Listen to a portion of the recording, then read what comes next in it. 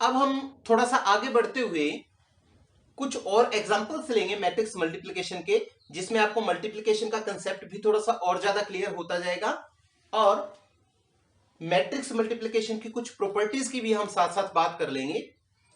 एक प्रॉपर्टी आपने साधारण मल्टीप्लिकेशन की, जो हम रियल नंबर्स की मल्टीप्लिकेशन करते हैं या नेचुरल नंबर्स की मल्टीप्लिकेशन करते हैं, उसकी एक प्रॉपर्टी आपने पढ़ी होगी कि जो साधारण मल्टीप्लिकेशन है वो कम्यूटेटिव है।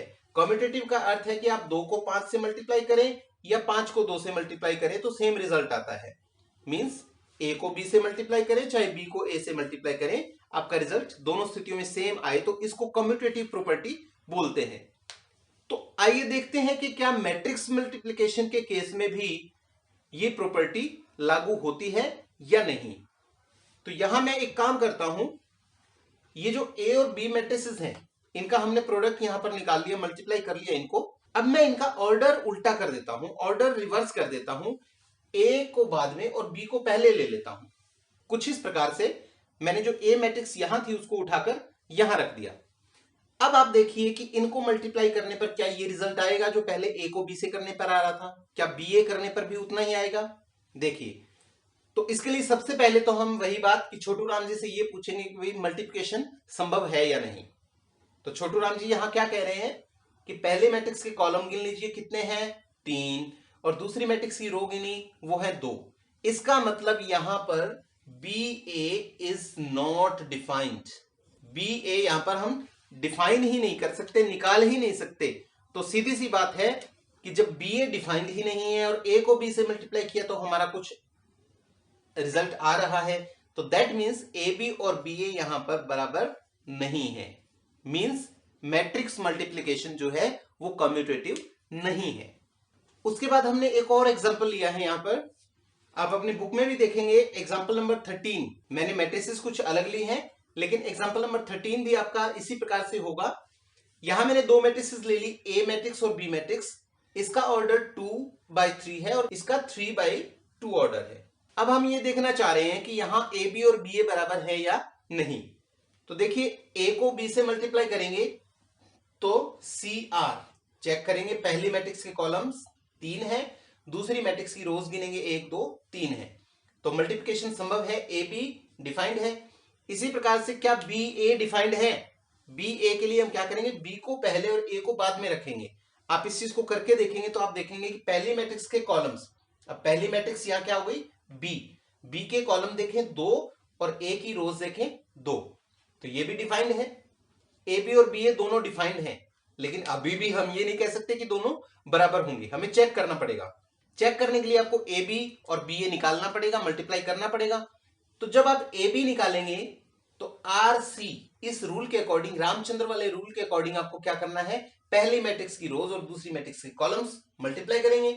उससे क्या होगा कि पहली मैट्रिक्स में 2 रो है और दूसरी मैट्रिक्स में 2 कॉलम है।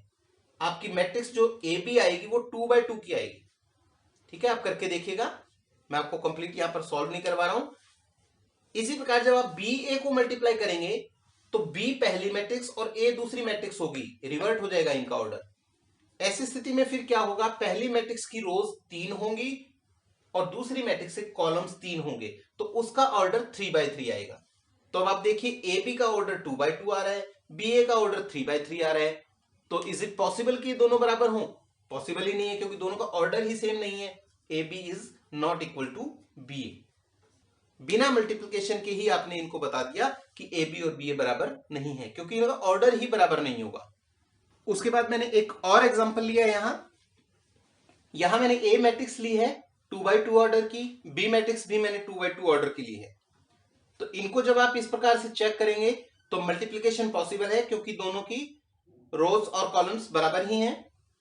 उसके बाद जब आप मल्टीप्लाई करेंगे तो ए को बी से मल्टीप्लाई कीजिए। देखिए, ए पहले लिख लिया और बी मैट्रिक्स बाद में लिखी मैंने फिर मल्टीप्लाई किया, पहली रो पहला column 1 into 1 2 into 3, 1 into 1 2 into 3, फिर पहली रो दूसरा कॉलम 1 को 2 से 2 को 4 से, ये आ गया।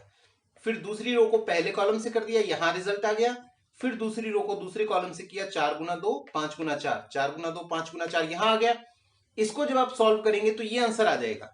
ठीक इसी प्रकार से जब आप बी ए को मल्टीप्लाई करेंगे तो बी पहले लिखेंगे और ए बाद में लिखेंगे, ऑर्डर रिवर्स करके।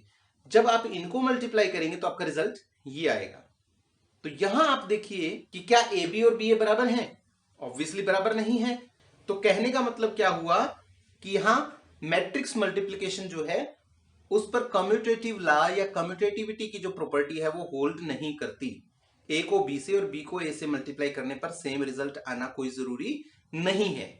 लेकिन कुछ केसेस में ऐसा संभव हो सकता है कि ए बी और बी ए दोनों बराबर हों। इस प्रकार का मैं आपको एक एग्जांपल देता हूं। तो यहां मैंने एग्जांपल लिया है, ए और बी दो मैट्रिसेस लिए मैंने उसी प्रकार से, और ए को बी से मल्टीप्लाई किया, बी को ए से मल्टीप्लाई किया। ये मल्टीप्लिकेशन जो है ये मैं आपकी प्रैक्टिस के लिए छोड़ रहा हूं, यहां पर मैं आपको समझा नहीं रहा हूं। ए को बी से मल्टीप्लाई मैंने किया तो 1001, और बी को ए से मल्टीप्लाई किया तो भी 1001, सेम रिजल्ट आ रहा है। इसका मतलब ए बी और बी ए यहां पर बराबर है। तो अब हम क्या कहेंगे कि कम्यूटेटिव लॉ होल्ड करता है या नहीं? नहीं, कम्यूटेटिव लॉ होल्ड नहीं करता। कम्यूटेटिव लॉ के होल्ड करने का अर्थ है कि वो हर जगह लागू हो।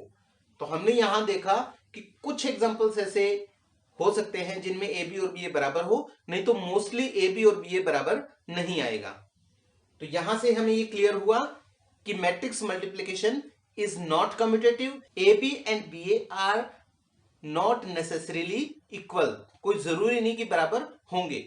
इन some particular cases they can be equal, कुछ खास केसेस में, जैसे कि इस केस में आपने देखा ये दोनों बराबर हो सकते हैं। तो ये मैट्रिक्स मल्टीप्लिकेशन की कम्यूटेटिव प्रॉपर्टी हमने यहां पर डिस्कस की।